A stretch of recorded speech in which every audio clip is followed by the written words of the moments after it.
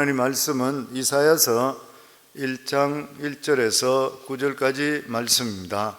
유다왕 우시야와 요담과 아하스와 왕 히스기야 시대에 아모스의 아들 이사야가 유다와 예루살렘에 관하여 본 계시라. 하늘이여 들으라, 땅이여 귀를 기울이라. 여호와께서 말씀하시기를 내가 자식을 양육하였거늘 그들이 나를 거역하였도다. 소는 그 임자를 알고 나귀는 그 주인의 구유를 알건만은 이스라엘은 알지 못하고 나의 백성은 깨닫지 못하는도다 하셨도다. 슬프다 범죄한 나라여 허물진 백성이요 행악의 종자여 행위가 부패한 자식이로다. 그들이 여호와를 버리며 이스라엘의 거룩하신 이를 만홀히 여겨 멀리하고 물러갔도다. 너희가 어찌하여 매를 더 맞으려고 폐역을 거듭하느냐. 온 머리는 멍들었고 온몸은 피곤하였으며 발바닥에서 머리까지 성한 곳이 없이 상한 것과 터진 것과 새로 맞은 흔적뿐이거늘 그것을 짜며 싸매며 기름으로 부드럽게 함을 받지 못하였도다. 너희의 땅은 황폐하였고 너희의 성읍들은 불에 탔고 너희의 토지는 너희 목전에서 이방인에게 삼켜졌으며 이방인에게 파괴됨 같이 황폐되었고 딸 시온은 포도원의 망대같이 참외밭의 원두막 같이 애워싸인 성읍같이 겨우 남았도다. 만군의 여호와께서 우리를 위하여 생존자를 조금 남겨두지 아니하셨더라면 우리가 소돔 같고 고모라와 같았으리로다. 아멘. 이사야서는 후기 예언서의 첫 부분에 위치한 가장 긴 예언서입니다.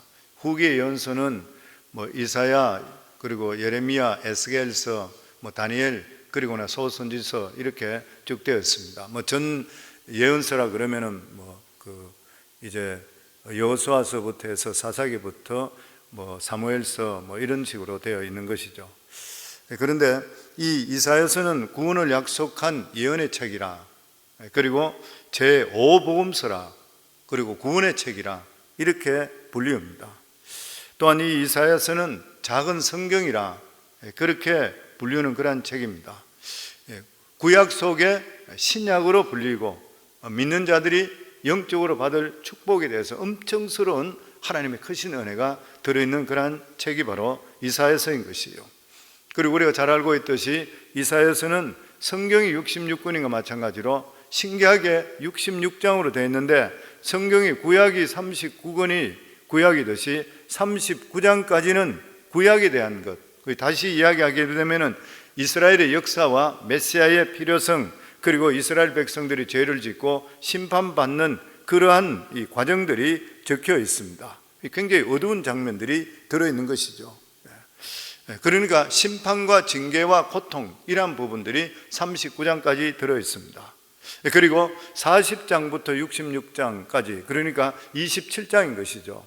신약에 들어오는 것과 마찬가지로 꼭 신약과 넘어가는 것 같은 식으로 메시아의 출현, 그리고 회복의 약속, 그리고 이스라엘의 찬란한 미래에 대해서 말씀을 주고 있습니다. 그래서 39장 그리고 40장부터는 완전히 반전됩니다. 이야기가 완전히 구약에서 신약이 넘어가는 것과 마찬가지인 것이죠. 그래서 이사야서를 읽다 보면은 끊임없이 이스라엘 백성들이 하나님을 배반하는 것이에요. 그리고 잘못될 때 원망하고, 그런데도 불구하고 하나님께서는 끊임없이 이스라엘 백성들을 사랑하는 그런 모습을 볼 수 있게 되는 것입니다. 그러니까 죄 가운데 있는 이 이스라엘 백성들이 바로 우리의 모습인 것이고 우리 삶의 바로 현실인 것이요. 그런데 그것을 하나님께서 안타깝게 보시는 그것이, 그러면서 가까이 우리에게 다가오셔서 우리에게 구원을 베풀어 주시고 회복의 은혜를 베풀어 주시고, 그리고 우리 삶이 하나님 은혜 속에 살기를 원하시는 분이 하나님이시라는 것을 성경을 통해서 우리에게 주시는 말씀, 계속 똑같이 주시는 말씀입니다. 그래서 하나님께서 우리 죄를 사하시기 위해서 우리 주 예수 그리스도를 우리에게 보내주시는 것이에요. 이사야서가 처음에 이 이사야라는 선지자가 활동할 때 그때가 언제냐면은 우시야 말기 때부터라 그랬습니다. 이사야서 6장에 보면 우시야가 죽던 후에 이사야가 성전에서 놀라운 환상을 체험하게 되죠. 그러면서 하나님께서 우시야를 통해 유대 민족에 보내주시는 그러한 이 메시지를 주는 것이에요. 그러니까 그때 택하시면서 하나님께서 유대 민족들에게 이사야를 보내면서 메시지를 전하길 시작합니다. 유다는 우시야 왕 때부터 다시 나라가 부강하기 시작을 했습니다. 그전에는 북쪽 이스라엘의 기세에 눌려서 그의 명맥만 유지했던 그러한 나라였었습니다. 그런데 북쪽 이스라엘이 호세아 선지자의 예언과 마찬가지로 여로보암 2세 때부터 몰락하기 시작했습니다. 그 틈을 타서 유다가 다시 강해지기 시작했던 것이에요. 이 우시야 왕 때가 유다가 솔로몬 이후로 가장 강성했을 때였었습니다. 그러나 이러한 외적으로 풍부했을 때 유다가 교만했어요. 이 외적으로 잘 되고 했을 때 하나님을 더 경외해야 되는데 하나님을 떠나버리기 시작했던 것이에요. 영적으로 피폐되기를 시작했습니다. 이사야는 물질적으로 풍요로움, 이 부요가 유다의 영혼을 썩게 만들었다는 것을 보았던 것이에요. 그리고 이 경제적인 호황은 요담까지 계속되었습니다. 그러나 아하스 때의 영적 부패에 대한 통통한 대가를 치르게 됩니다. 바로 이 아하스 때에 유다가 큰 위기를 맞이하게 되는데 그것은 뭐냐면은 이스라엘 왕 베가와 그리고 또한 수리와 이 르심이 연합군이 쳐들어와 유다가 완전히 몰락 위기까지 가게 됐던 것이에요. 그래서 이 위기를 넘기기 위해서 그 위에 대국이었던 아수르 제국에게 도움을 요청했습니다. 그랬을 때 아수르의 디글랏빌레셋이 이 도움을 요청을 받고 쳐들어와서 그렇지 않아도 자기들은 그 아래쪽을 완전히 통합하고 싶기를 원했었는데 이 기회를 통해서 아수르는 완전히 시리아를 망하게 해버렸습니다. 그리고 이스라엘도 거의 멸망 직전까지 가게 됐고 자기들을 도와달라고 했던 유다까지 침공해버려가 엄청난 피해를 입게 되었던 것이에요. 결과적으로 유다는 겨우 목숨만 건지게 되었습니다. 예루살렘만 제외하고는 나라 전체가 폐허가 되고 말았던 것이에요. 본문은 바로 이때 초점으로 말씀하고 있습니다. 아하스, 그러니까 히스기야 왕의 아버지죠. 아하스는 다메섹에서 이 제단 모형을 그려가지고 와서 그것을 예루살렘 성전 안에다가 만들어 버렸습니다. 우상의 신전을 성전 안에다가 만들어 버렸던 것이에요. 그는 유다에 굉장한 타격을 줬던 그런 왕이었습니다. 그러나 그의 아들 히스기야 왕은 정직하고 경건한 그런 사람이었습니다.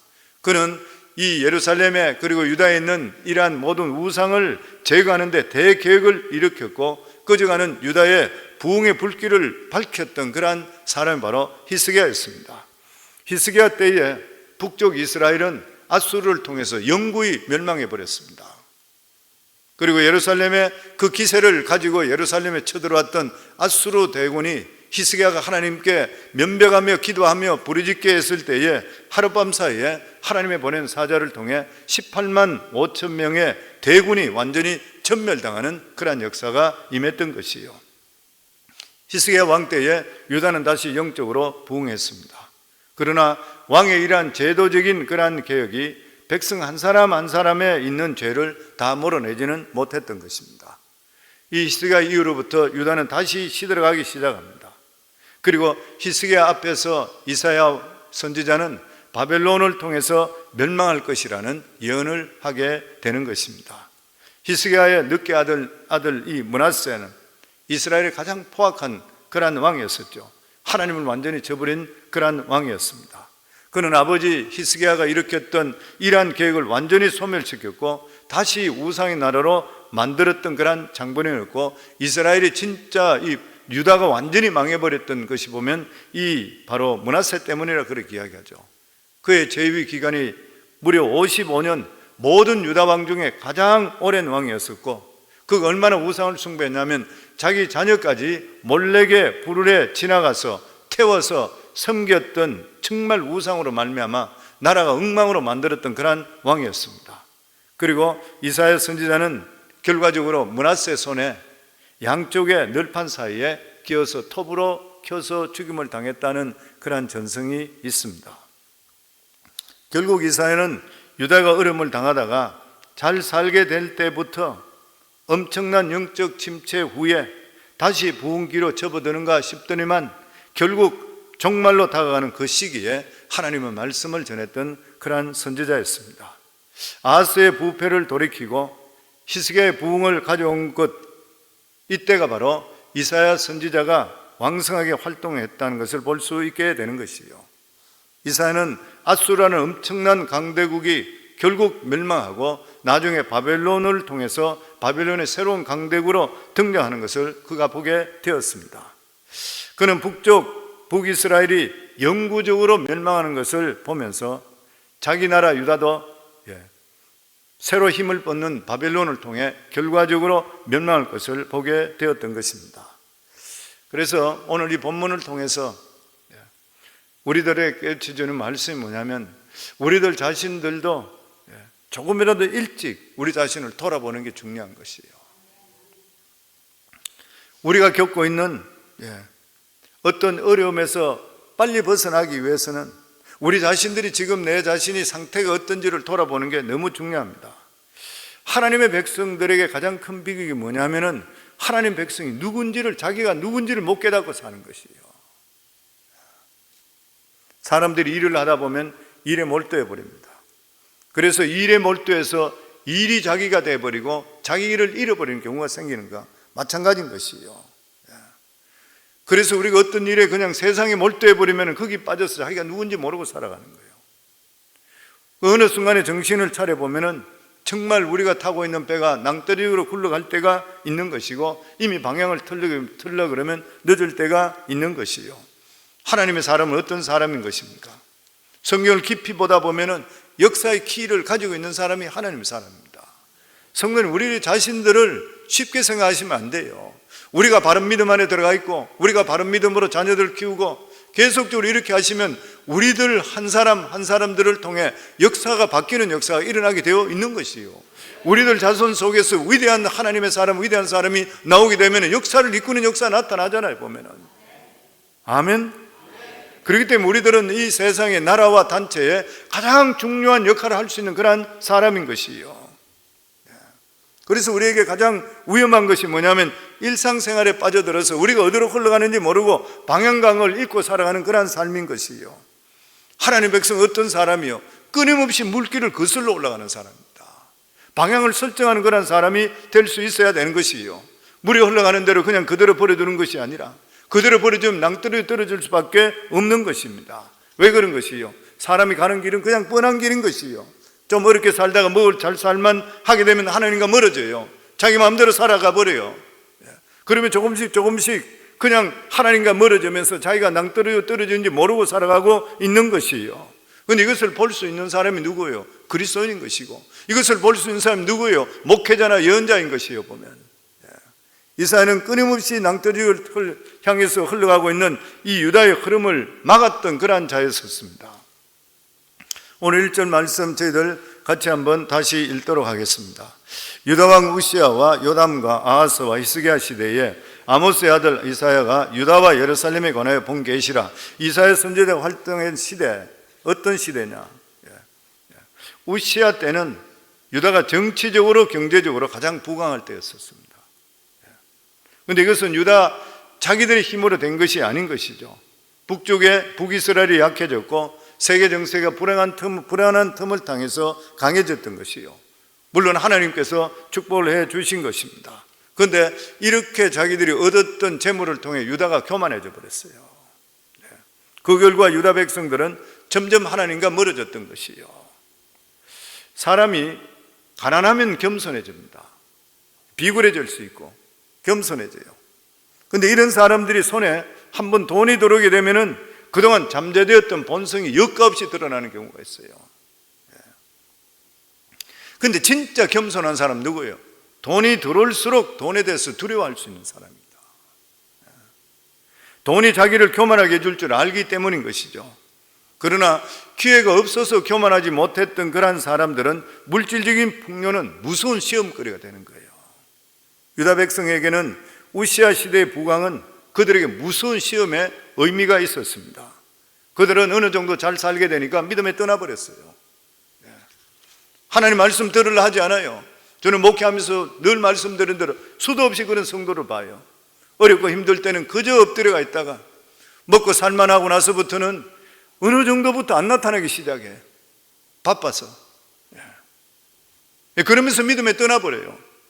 그래도 하나님 사랑하는 사람은 결국 처서라도 끌고 오는 모습 보지만 안타까운 모습이 너무나 많이 있는 것이에요, 보면. 그래서 우리 성도님께 늘 복창하듯이 하면 잘 될수록 믿음 안에 더 들어오시라는 거예요. 잘 될수록 하나님 해주셨다는 걸 믿고 하나님께 더 들어오셔야 돼요. 주신 분이 하나님이시잖아요. 아멘. 이스라엘 백성들이 그렇게 하지를 못했다는 것이에요. 바로 이런 시기 때에 이스라엘이 하나님의 말씀을 전했습니다. 그러니까 유다 백성들에게 물질의 축복은 무서운 시험이었던 거예요. 축복이 아니라 시험이 됐습니다. 이 유다 백성들은 하나님의 말씀을 들으려고 하지를 않았던 것이에요. 이사야는 평생 죽을 때까지 이 싸움을 계속적으로 했습니다. 한평생 그는 영적인 전투 속에 살았던 것이에요. 그러면서 2절 말씀입니다. 같이 읽습니다. 하늘이여 들으라, 땅이여 귀를 기울이라. 여호와께서 말씀하시기를 내가 자식을 양육하였거늘 그들이 나를 거역하였도다. 여기 이사야가 하늘과 땅을 부르는 거예요. 하늘과 땅을 부르는 것은 하나님의 백성의 비행을 온 천하에 공포하겠다는 것이에요. 지금까지 이사야는 하나님 백성들의 자존심을 생각해서 공개적으로 이 문제를 다루지 않고 쉬쉬했던 것이에요. 사실 이 세상에 하나님을 믿는 거룩한 백성의 비행이 드러난다는 것은 진짜로 부끄러운 일입니다. 창피한 일인 것이고. 그런데 여기 말씀에 보면 하늘이여 들으라, 땅이여 귀를 기울이라. 무슨 말이에요? 하나님께서 더 이상 하나님의 백성들의 죄를 쉬쉬하고 감추지 않게 다 까발리겠다는 것이죠. 보면 지금까지 하나님께 침묵하신 것은 그래도 이스라엘 백성들이 회개하고 돌아오기를 원했기 때문인 것이에요. 저는 이 말씀을 준비하며 느끼는 것이 우리 모두에게 주는 말씀, 저에게 주신 말 똑같습니다. 우리 자신 주시는 말씀인 거예요. 우리가 하나님 말씀을 들어야 돼요. 성도들에게 가장 무서운 것이 무엇입니까? 하나님을 알고 계신데도 불구하고 침묵하고 계시는 거예요.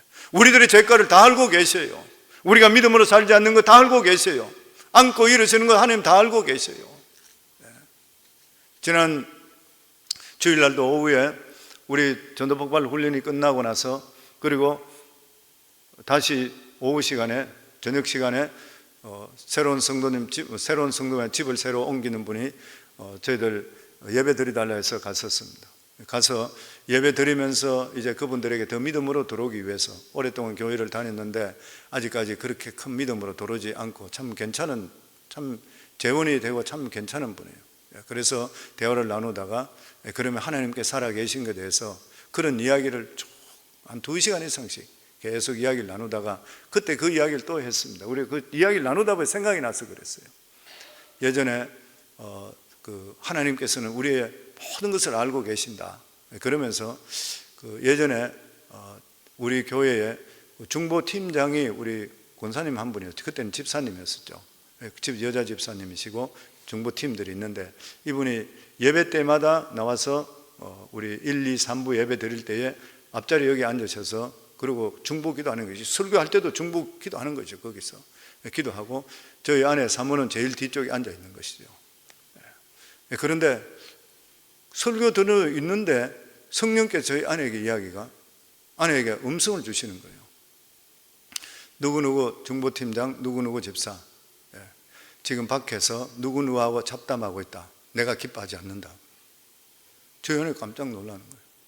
내가 잘못 들었지. 왜냐하면 이제 사람이 그때 이 교회에 꽉 차 있으니까 앞자리에 있는 사람이 보이지 않잖아요. 당연히 있는 자리를 생각했던 거, 항상 있었다고 생각하니까 내가 잘못 들었는 것 같지. 어떻게 앞자리 항상 할 건데 보이도 잘 보이도 않고 사람이 많으니까 그래 생각했어요. 그런데 좀 있다가 그때 겨울이었었어요. 좀 있다가 저 교회 들어오는 문이 열리면서 찬바람이 들어오는 거예요. 그 예배팀장이 바깥에 있다가 문을 열고 이제 안으로 예배드리러 들어오는 것이에요. 찬바람이 들어오기 때문에 뒤에 앉아있기 때문에 찬바람이 문을 여는 곳에서 뒤를 돌아보는데 대각선으로 정확하게 보이는 것이 앞에 앉아서 중보기 대열 그 집사님이 뒤쪽에서 다른 사람하고 두 사람 얼굴은 보이지 않고 있는데 그 사람하고 사람대로 잡담하고 있는 게 눈이 지각선으로 보면 깜짝 놀라는 거예요. 그리고 나서 기도하는 가운데 이분에게 이야기를 해야 되는데 하나님 기회를 주세요. 그러면서 하나님께 기도하다가 그 다음 주에 이분이 우리 집에 찾아오게 돼요. 집으로 찾아오게 되고 어떤 딴 일로 인해서 음식을 가져오시고 이렇게 해서 찾아오는 거예요. 그때 그분이 그렇게 이야기하는 거예요.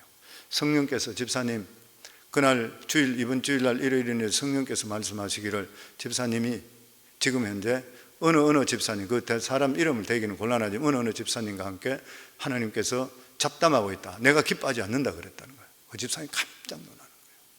그 집사님 두 사람하고 그 두 사람이 자꾸 자기 보고 그때 청년들이 안에 들어서 중부팀으로 돌아와 기도하고 있기 때문에 자기가 좀 빠져도 되겠지 이렇게 생각해서 가서 그 사람들이 자꾸 이야기하자 그러니까 바깥에 나가 예배 때 나가서 중보기도 안 하고 잡담한 지가 딱 3주째 됐대요. 그 이야기를 제가 그 얘기 했어요. 우리가 목회하면서 그런 일이 한두 번이겠습니까? 그걸 느끼면서 뭐 하는 것이에요? 두렵고 떨리는 것이에요.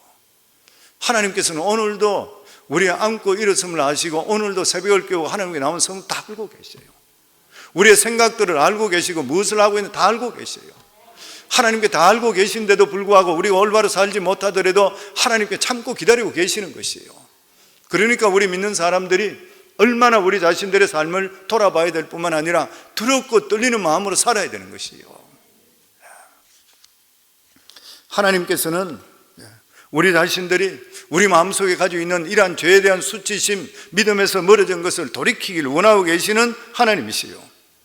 하나님 백성들의 가장 중요한 것이 무엇인 것이요? 내 자신이 영적으로 바로 서지 못했는 것, 그리고 죄에 대한 수치심을 갖는 것, 이런 것들을 우리가 깨닫게 되는 것이에요. 보면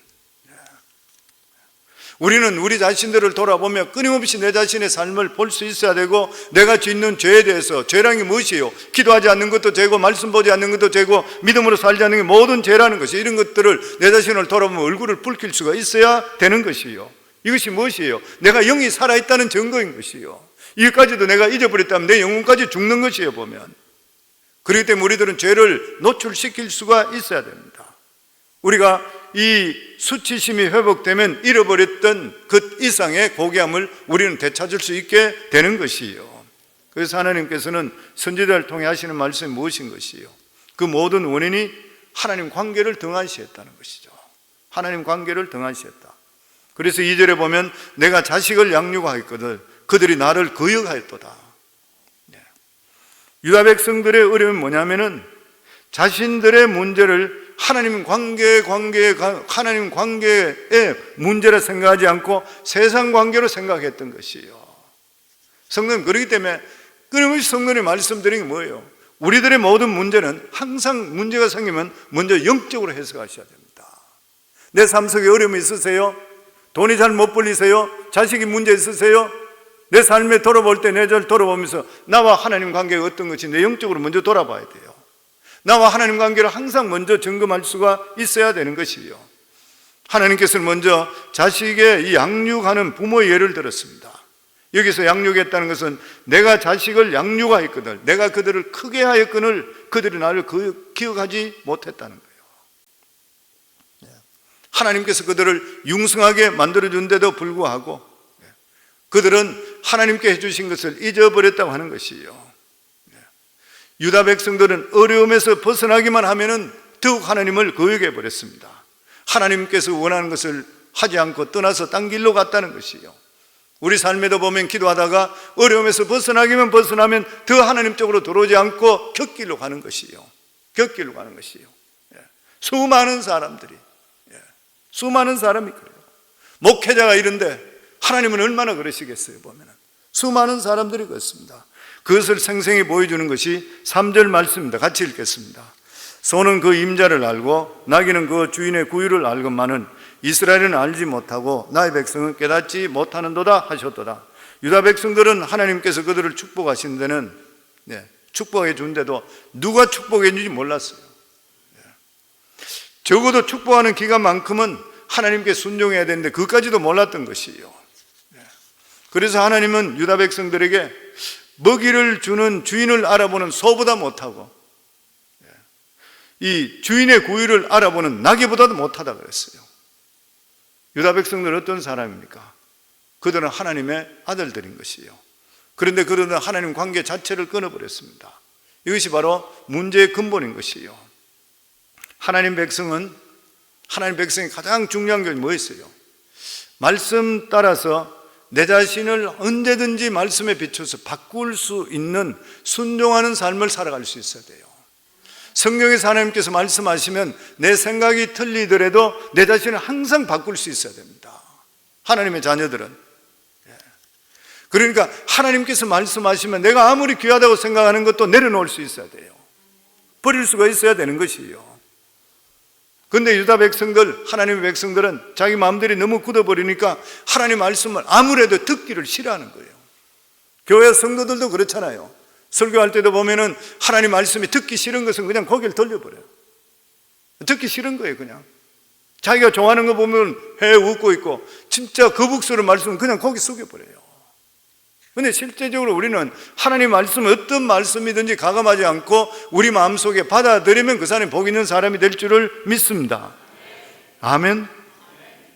우리는 하나님의 뜻을 다 몰라요. 누구든지 다 그렇습니다. 아무리 신앙이 성숙했다 한다 하더라도 우리들은 하나님을 뚜렷하게 못 봐요. 희미한 거울 보는 것과 마찬가지인 것이에요. 그렇기 때문에 우리들은 언제든지 바뀔 수 있습니다. 우리가 아무리 성숙하다 하더라도 하나님 앞에서는 어린아이인 것이에요. 그렇기 때문에 하나님 백성들은 자꾸만 자기 위치를 확인해야 돼요. 위치를. 그리고 수시로 방향을 자꾸만 수정해야 되는 것이에요. 내가 지금 어디로 가고 있느냐?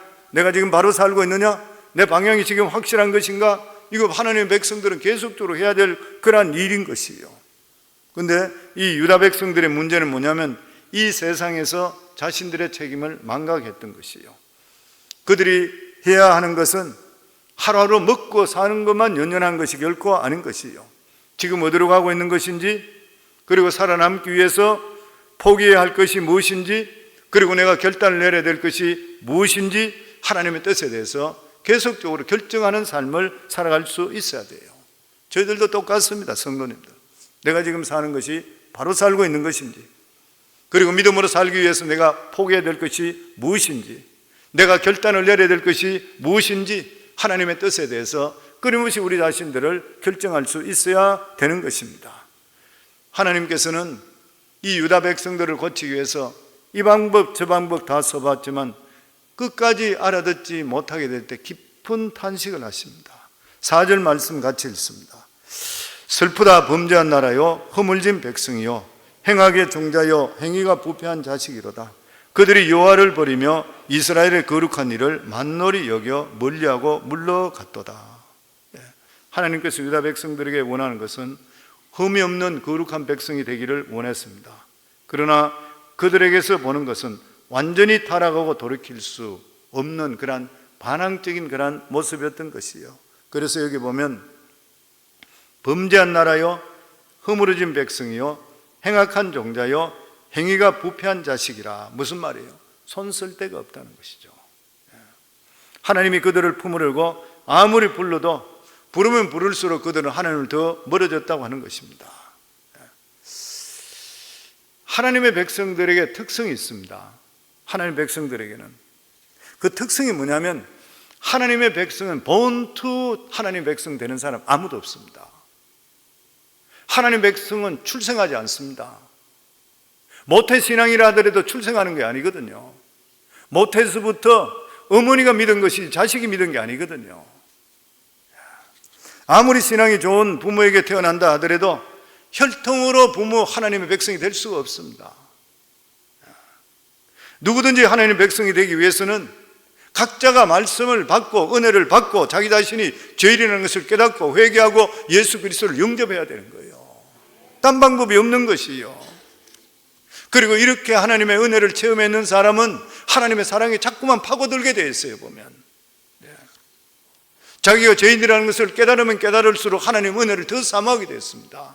우리 같은 자가 어떻게 구원받을 수 있어요? 하나님 은혜 없이는. 그러니까 더 믿음으로 하나님께 살아갈 수밖에 없는 것이요. 그러나 이러한 경험을 하지 못한 사람, 이러한 은혜를 받지 못한 사람은 종교적인 행위로 충분하다 이래 생각하는 거예요. 그리고 하나님께서 왜 그렇게 많은 것을 요구하는지 불평해요. 교회에서도 그렇잖아요. 믿음으로 사는 사람들은 하나님 말씀대로 살아야 된다. 강하면 강할수록 내 마음이 시원해져요. 영혼이 시원해져요. 그런데 그렇지 않는 사람은 들으면 굉장히 거북스러워. 앉아있는 자체가 거북스러워요. 헌신하라 그러면 물질 내라, 헌신하라 그러면 그거에 대해서도 막 거북스러운 거예요. 그렇죠? 믿음 사람은 어떻게 해요? 헌신 더 하고 싶어지는 것이에요. 틀리는 것이 모든 것들이. 그래서 우리들은 삶 속에 가장 중요한 게 뭐냐면 실제적으로 나와 하나님 관계 속에 하나님의 살아계심을 정말 체험하셔야 돼요. 우리 삶에서 육신적인 종교인들, 신앙인들이 가장 듣기 싫은 게 뭐예요? 변화라는 말이죠. 변해야 된다는 말인 것이죠. 뭐 내가 이 정도 그냥 하면 되는 것이지, 이 정도로 믿으면 되는 것인지, 왜 자꾸 믿으라, 왜 자꾸 변하라 그러냐, 내가 광신자가 되라는 것이냐, 이렇게 따지는 것이요. 근데 실제로 이것이 오늘날 교회의 실정이라 그렇게 이야기합니다. 교회 수십 년 동안 다닌데도 불구하고 종교인이고 그냥 교회는 왔다 갔다 하고 있고 열심히 예배는 참석하고 있는데도 불구하고 내가 안 바뀌어. 내 자신이 안 바뀌는 거예요. 보면 자기가 만들어 놓은 각에서 절대로 안 벗어나는 거예요. 그게 깨트려져야 되는데도 불구하고 교회만 열심히 다닌다고 해서 그 사람이 구원받는 것은 결코 아닌 것이에요. 그리고 이미 구원받았다 하는 사람도 어떻게 하면 교회에 충성해서 그냥 하나님이 주시는 복을 더 받을까, 이것만 생각하는 것이에요. 근데 어느 날 하나님께서 너희는 죄인이다, 너희는 변해야 된다, 그러니까 무슨 말인지 못 알아듣고 기분 나쁜 것이에요. 그리고 하나님은 멀리하는 것이에요. 보면 그래서 5절에서 6절 말씀입니다. 같이 읽겠습니다. 너희가 어찌하여 매를 더 맞으려고 폐역을 거듭하느냐.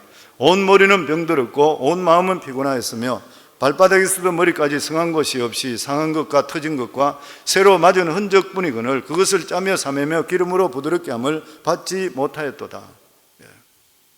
하나님께서는 택한 자들, 교회 안에 들어와 있는 자들은 모두 다들 보면은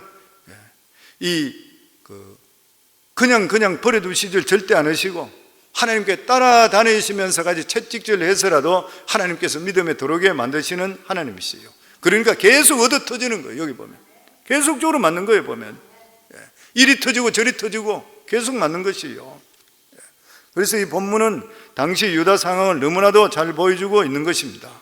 나라의 꼴이 완전히 만진창이고 그런데도 하나님께서 그들에게 말씀하시기를 너희들 만진창인데도 불구하고 더 맞을 수가 있다는 것이에요. 그것이 끝이 아니라는 것이에요. 그리고 마지막으로 7절에서 9절 말씀 같이 읽겠습니다. 너희의 땅은 황폐하였고 너희의 성읍들은 불에 탔고 너희의 토지는 너희 목전에 이방인들에게 삼켜졌으며 이방인들에게 파괴된 같이 황폐되었고 딸 시온은 포도원의 망대같이 참외밭의 원두밭같이 애워싸인 성읍같이 겨우 남았도다. 만군의 여호와께서 우리를 위하여 생존자를 조금 남겨두지 아니하셨더라면 우리가 소돔 같고 고모라와 같았으리라. 유다에 이스라엘과 수리아가 쳐들어와서 예루살렘은 않고 나라 전체가 완전히 황폐해버리고 말았습니다. 나라 전체가 황폐해지고 남은 것은 예루살렘뿐인 것이요. 그런데 하나님께서 이렇게 조금 남겨두셨기 때문에 하나님께서 남겨주셨지, 만약에 너희들 죄대로 했더라면 흔적도 없이 없어졌을 것이라.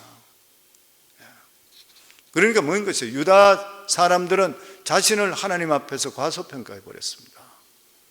나 하나 좀 적당히 살아도, 나 하나 좀 그냥 타락하더라도, 나 하나 좀 세상적으로 살더라도 하나님께서 버려두실 줄을 알았던 것이에요. 그러나 결과는 만진창입니다. 하나님께서는 그들이 바른 모습으로 돌아올 때까지 계속적으로 치시겠다는 것이죠. 오늘 우리들에게 중요한 것이 뭐예요? 이 세상 사람처럼 잘 먹고 잘 사는 게 중요한 것이 결코 아닌 것이에요. 내가 지금 위치가 어디에 있는 것인가? 내가 어디로 가고 있는 것인가? 세상 사람들과 똑같은 행동을 하고 같은 배를 타고 가다 보면 우리 자신들은 망할 수밖에 없다고 하는 것입니다. 이런 것들을 포기하기 전까지는 만진창이 된다고 하나님께서 말씀해 주시고 있는 것입니다. 그리고 어떻게 하나님의 백성들이 하나님으로부터 소보다 나귀보다 못하다는 소리를 들을 수 있어요. 욕심으로 눈이 어두워져서 예수 믿는다고 하는데도 불구하고 세상 욕심에 눈이 어두워서, 돈 욕심에 눈이 어두워서, 명예 욕심에 눈이 어두워서 그냥 팔려가는 것이에요. 보면 욕심에 눈이 어두워서 죄성을 심각하게 생각하지 않는 것이에요. 그러니까 자꾸 세상에 떠내려가는 마음이에요. 마음을 바로잡고 돌이켜야 되는데도 불구하고 우리 삶은 세상과 같이 가는 것이 아니라 영유해야 되는데도 불구하고 그냥 따라가는 것이에요. 만진창이 되는 그런 모습인 것입니다. 저는 우리 성도님들, 우리 자신들이 세상 따라가지 않고 영유해서 하나님 말씀 따라가기를 주 이름으로 축원합니다. 그리고 하나님 앞에서는 어린아이가 되어야 된다는 것이에요. 우리들은 하나님 앞에서 이 정도면 하는 믿음은 없습니다. 어린아이. 다른 사람에게 인정받지 못하는 것 슬퍼하지 말고 하나님의 깊은 탄식이 들리지 않는 것, 하나님과 교제가 끊어진 것을 슬퍼하기를 주의 이름으로 축원합니다. 하나님의 깊은 탄식이 들리고 하나님과 교제가 우리가 끊어질 때만큼 우리 삶 속에 답답한 일은 없는 것이요, 우리 삶에 내 마음속에 하나님 말씀이 나를 오늘도 쳐서 하나님의 탄식 소리가 들릴 때는 아직도 늦지를 않는 것이요, 우리 자신들은 늘 하나님 앞에서 우리 자신들을 겸비해야 되는 것이고 하나님 뜻에 순종하려고 우리가 살려고 하는 마음을 가지게 될 때 하나님께 언제든지 우리들을 삼으시고 기름 받으시고 은혜 속에 살게 만들어 주시는 하나님이시고 우리 삶 속에 치료 역사가 임하게 되어 있는 것입니다. 이사야서 앞부분은 상당히 우리들에게 주시는, 우리가 헤비하고 무거운 그런 말씀입니다. 그런데 목회자인 저도 마찬가지로 이 말씀을 준비하면서도 마찬가지로 나에게 주시는 말씀이구나, 나에게 주시는 말씀이구나. 오늘도 이 주신 말씀이 우리 성도님께서 나에게 주시는 말씀이라고 들으시면서 내 자신을 다시 회복하고 영적으로 회복하고 하나님 관계가 회복하고 내 자신의 가는 길에서 내 자신의 위치를 바라보고 가고 있는 길이 어떤 길인지 돌아보시고, 그리고 세상적으로 혹시 가고 있다면, 그리고 내가 세속적으로 빠지고 있다면 역류하셔서 하나님 뜻 가운데 살아갈 수 있는 것으로 변화될 수 있는 이러한 복된 역사가 나타나기를 주의 이름으로 축원합니다.